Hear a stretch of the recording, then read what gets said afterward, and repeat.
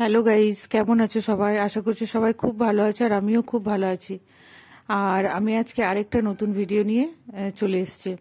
কারণ আমার যেহেতু এগ্রিকালচার বিষয়টা খুব ভালো লাগে, তাই আমি গ্রামের যে জমি আছে এবং সেখানে কি কি চাষ হচ্ছে এসব বিষয়ে আমি চলে আসি এখানে দেখতে।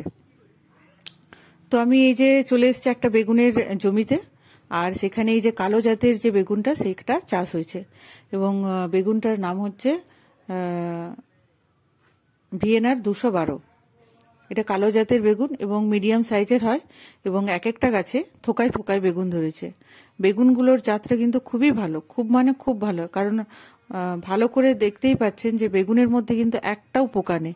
কারণ পোকা না হওয়ার কারণ হচ্ছে যে প্রায় অত্যন্ত যত্ন সহকারে কীটনাশক সার প্রয়োগ করা হয় যাতে একটা বেগুনেও না পোকা না ধরে, তাই জন্য।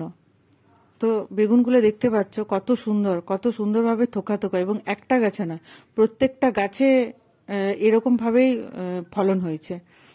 আর মোটামুটি প্রায় 1 কাঠা জমিতে যদি চাষ করা হয় তাহলে প্রায় প্রায় 1 মণ বেগুন তো প্রায় উঠেই যাবে। মানে যদি কেউ চাষ করতে চাও তো এই জাতের এই যে ভিয়েনার 212 এই বেগুনটা চাষ করতে পারে, এবং এই বেগুনটা চাষ করলে লাভজনক লাভজনক হবে।